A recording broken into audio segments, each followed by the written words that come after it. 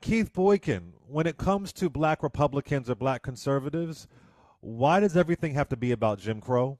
That Ah, is a takeoff of your book. Why does everything have to be about ah. that you could purchase it now? I talked a bit about it yesterday, but it's still in the news cycle today. And in case you missed it, Byron Donalds made some ridiculous comments in Philadelphia, my hometown, about Jim Crow. And the black family was together during Jim Crow. So I want to play the clip, but I also want to say this. What's really confusing to me, whether it's Byron Donalds or Wesley Hunt or that other person, Candace Owens, who is not in Congress, and these other black conservatives, black Republicans, Herschel Walker, they talk about the black family and black marriages and all this kind of stuff, yet they're all partnered with white people. Hello. It's so I mean, Colin Powell never said this, and he was Hello. a black Republican. Arthur Fletcher never said this, and he was a black Republican married to a black woman, the late great Arthur Fletcher, who actually created affirmative action, a black Republican. And there's nothing wrong with interracial relationships, of course not. I would never say that. But this idea that y'all have all these indictments of the black family, yet you aren't even partnered with the black person. It's really perplexing to me. And then for the folks who are in Congress, the Byron Donalds and Wesley Hunts and so on, and Tim Scotts, you win in predominantly white areas. Even the areas that Tim Scott wins in South Carolina, he doesn't get a large share of the black vote. Why are you obsessing and demonizing and having historically incorrect information, mind you, of the Jim Crow South? But you aren't even with black. If you care, if you were on your, I care about the black family so much, then again, I don't care who you date. I don't like dick policing. But why aren't you with the black woman? And the ones who are partnered with black people, like a Colin Powell, never made comments like that. Even JC. I mean, what's really going on? I think you're exactly right. It's a form of hypocrisy that they are engaging in this debate, and they clearly aren't engaged in promoting the black family in their own family structures, and so they want to preach to everybody else about how to do it, and they want to do it from a very conservative tent, which is suggesting that some black families aren't really families, which is the big hypocrisy of it, because it's like if you don't have a two-parent household with a mother and a father, then you're not really a family. A single-parent family is not a father. If you're a single dad, you're not really a family. If you're a single mom, you're not really a family. And yet here he is, a black man married to a white woman, and that's okay for him. It's the same type of hypocrisy when you see with Clarence Thomas lecturing black people about how we need to lift ourselves up from our bootstraps and take care of ourselves and be more responsible. Clarence Thomas doesn't care about that in his own family and who he's married. And Clarence Thomas, of all people, should know better because he was the beneficiary of affirmative action. But it's a part of this model minority myth, I think, that Asian Americans are subscribed to sometimes, unfortunately. But even among African American conservatives, this idea that I'm better than those other black people because I say these things that are promoting a healthy black family and a healthy black community when you don't really care about promoting a healthy black family and a healthy black community. And the last thing I just want to say is when you mentioned they were in Philadelphia, I thought that was ironic because you know Philly better than I do. And from what I read in the Philadelphia Inquirer, they went into the whitest, most conservative part of Philadelphia It's to reach out to black people. I mean, clearly they're afraid of going to the They hood. didn't go to 60th Street in West Philly. They didn't go to 52nd Street. They didn't go to Broad and Allegheny. They didn't go to Broad and Erie.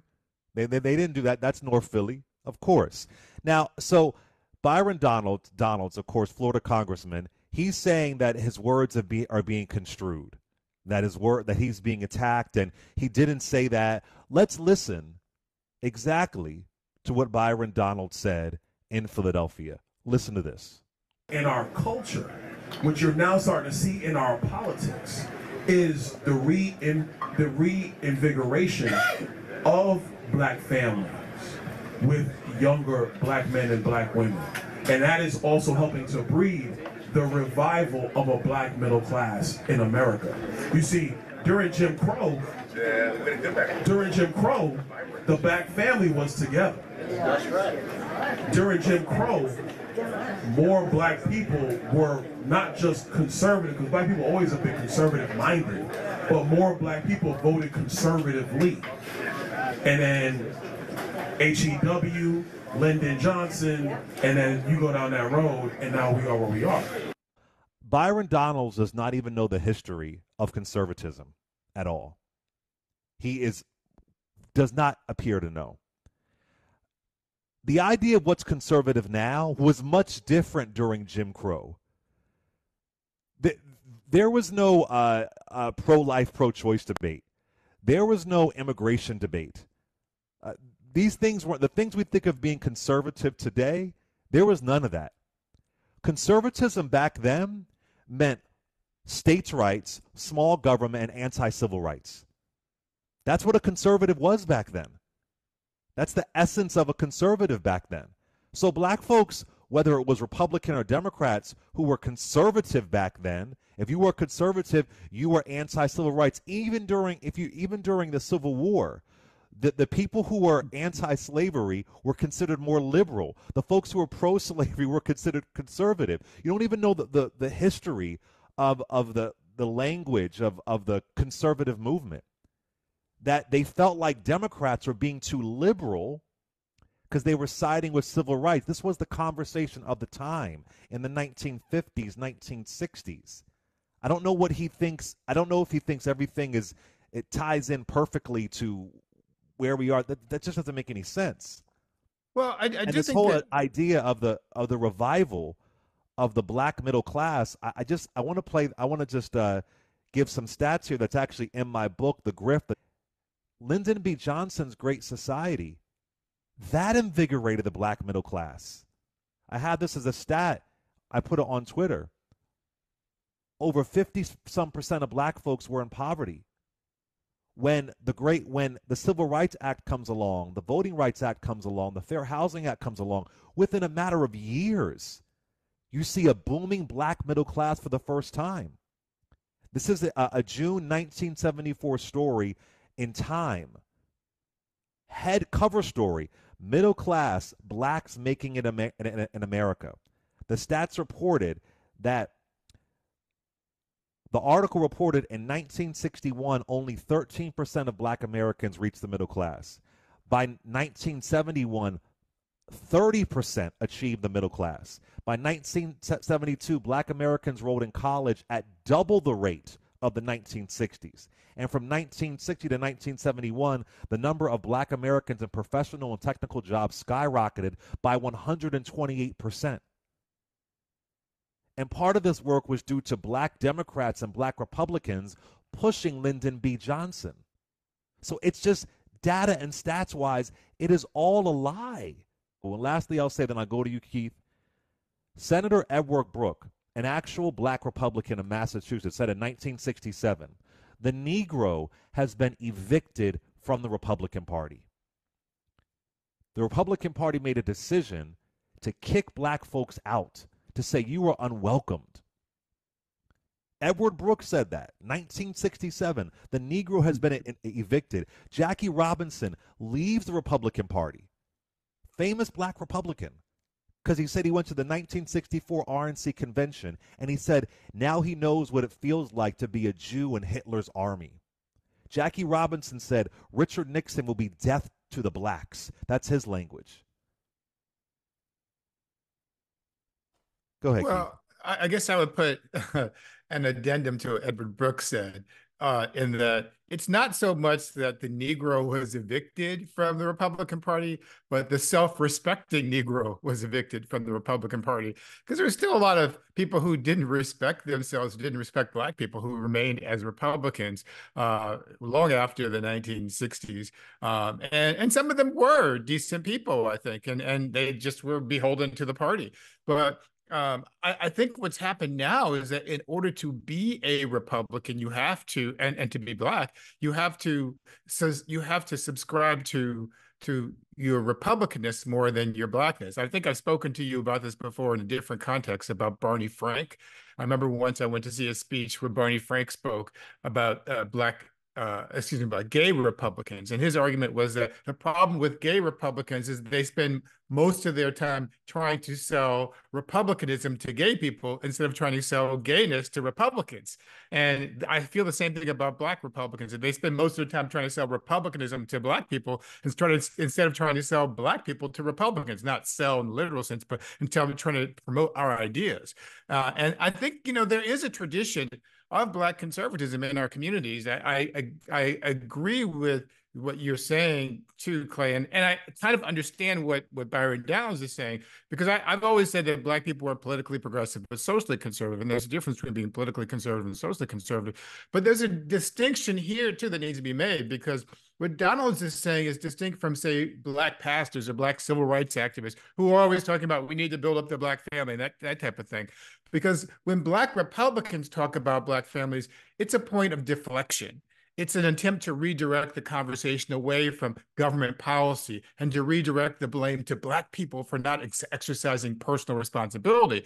When Black church leaders talk about Black families, it's a call to action to help and support those families through community. Or when Black progressives or Black civil rights leaders talk about Black families, it's a call for policy action to eliminate the racial, economic, and structural barriers that harm our Black families. And that's the nuance I don't think that Byron Donalds gets when he makes these comments. Excuse me. And clearly, when it comes to the way the policy has impacted us, I think you hit the nail on the head in the description of this. Now, I saw last night Pernell Joseph was on Abby Phillips on CNN talking about sort of the history of Lyndon Johnson, the Great Society in the 1960s, and how that actually helped Black people significantly, and that these people like Byron Dallas tend to completely ignore how that helped. I looked up some data just this morning. The Black high school graduation rate in 1960, the Black high school graduation rate was 20%. Today, it's 88%. The Black poverty rate, as you mentioned, was 55% in 1959. Now it's 17%. The Black uninsured rate for health insurance, that's just a more recent one because that happened under Obamacare. It dropped from 20% in 2010 to 10% in 2022 because of Obamacare. You look at issues like student loan debt relief, access to housing, affordable housing. All those things have become easier because of Democratic policies. And what Donalds does is he uses a conservative rhetoric that shifts the responsibility away from the government to the individual, and he uses an analysis that ignores the impact of Republican-led policies like mass incarceration, the war on drugs, anti-unionization, the defunding of cities that had a severe negative economic impact on Black families, not to mention current Republican policies that he wants to take us back to that would be the equivalent of Jim Crow, like repealing the Voting Rights Act or definitely trying to gut it. The Civil Rights Act in 1964, they've been talking about whether to continue to have that. The Minority Business Development Agency, their conservatives are at war with that. They just struck down affirmative action in college admissions. And we saw what happened with the Fearless Fund just this week too. They are actually in an attempt to dismantle all of the progress of the post-civil rights era to put us back to that place where we were during Jim Crow. And that's what's so troubling about his remarks. But I do want to add, as far as this conservative language, I hear what you're saying, Keith, but I have to say the father of American conservatism is William Buckley. William Buckley was a stone-cold racist. What it meant to be a conservative back then during Jim Crow, especially the 1950s, and Jim Crow being struck down on paper with the 1964 Civil Rights Act, is much different than what it means today. It's much different. It's a what we think of conservatism today is much different. I mean, the John Birch Society, Barry Goldwater, these are the thought leaders of modern conservatism, and the very root of their modern conservatism was states' rights, and was that Black people were asking for too much. So I get annoyed now. Mind you, even Black churches had no alignment with these the father, these modern American conservatives. They had no connection to that, because the conservative movement had a direct aim at Black people. Now it's a little bit different. I agree with you. Now, we can be socially conservative, whatever conservative means today, but politically we don't vote Republican because the Republican Party has no policies for us. They Well, have no that's the reason. policies for fair housing, fair wages. So I just think it's important to point out conservatism back then was much different, and the faces of conservatism were proud racists. Well, that's the reason I make a distinction between political progressivism and social conservatism. Because when I think of conservatism in the sense of classical conservatism, not so much William F. Buckley and the modern American conservatism, the classical conservatism of personal responsibility, those types of things, which Republicans don't really believe in anyway. I mean, you look at people like Donald Trump. I mean, they believe in it selectively because they want black and Look at brown Richard people. Nixon. Exactly. Well, they want black and brown people to be personally responsible for everything that when we can't succeed, but they don't want to be personally responsible for anything when it happens to them. So it's selective enforcement of that. But there is a strong tradition. I think you and I both agree on this. A strong tradition of black social conservatism in our churches, in our communities, in our Yeah. families, and you even see that today. I mean, there's a lot of people who kind of agree with the idea, not the rationale behind it, but the idea that the black family was stronger in the past. And there's a lot of historical revisionism that contributes to that idea. Absolutely. But the truth is that even knowing that history, there are some black people who long for the days when we had the traditional two-parent families was the norm. But and everybody sort of felt like they had to live up to that, even if that wasn't you. And I feel like we ignore and dishonor the history of black non-traditional family structures, and we try to put everybody into this little box that Byron Donalds and others would like to put us into. But it's also important to point out that that nuclear family setup, 1950s and 60s, both Democrats and Republicans endorsed that. That wasn't a conservative or a liberal thing. That wasn't any. I mean, Lyndon B. I mean, these are all these a bunch of white men were in Congress for the most part, and they basically all endorsed. There really wasn't a. I mean, there wasn't a distinction. There wasn't like JFK. Right. Or Lyndon B. Johnson was about this. Oh, we're gonna. I mean, there was no LGBT discussion then. I mean, what he was trying to do in that speech in Philadelphia, if you want to call it a speech, it was implicitly about these women and these gay people, Exactly. and all this stuff. There wasn't even discussion back then. He's mangling again this language of conservative, Democrat, Republican, and black folks. Never, he said black folks voted conservative. No, black folks aligned themselves with whatever the party was that felt like they should not be have their homes burnt down. They shouldn't have their land stolen from the Department of Agriculture. And that really begins with FDR with his New Deal, which inadvertently would help black communities. This idea that, because he's so caught up on the D or the R. And I always say this, I have no loyalty to that. If this were the 1860s, I would vote Republican. Jim Crow policies were not Democrat or Republican. They were white. They were white. Exactly. That's what so infuriates me about this whole Republican argument. Jeez. Like they're trying to pretend like they're not racist when they supported Confederate flags and racist policies all over the country. It's gaslighting. Clearly, the Republican Party and Democratic Party switched roles around 1964. Everybody with a brain who has studied one day of political science or American history knows that. Having said that, it's important to understand that for people who are black, like you just said a moment ago, we don't give a damn about whether you're a Democrat or Republican. We just care about whether you're anti-black or pro-black, and whether you're going to help us or hurt us. And the Democrats did not help black people for decades, and that's undeniable. Nobody disputes that. In fact, I would argue, and I have argued this in the past, that both parties, Democrats and Republicans, were openly racist all the way up into at least the 1960s, mid-1960s. Abraham Lincoln, Lyndon Johnson, Franklin Roosevelt, Harry Truman, all of whom did some positive things for black people. Rutherford Hayes, who pulled black troops out of the South, a Republican. This is in 1877. Both parties have been stabbing black folks in the back for decades. At a certain point, we have more power, the Democratic Party, and we could push them into a particular direction. Lincoln wanted to deport. He's talking about this 2 weeks before he's assassinated with the American Colonization Society to kick out all these the binary that they're trying to see this. Frederick Douglass is calling out Abraham Lincoln. They're trying to see through this binary to try to prove some D or R point. It's ridiculous. It's ahistorical. It's exhausting. And every time y'all try to go to Jim Crow or slavery, there is no context at all.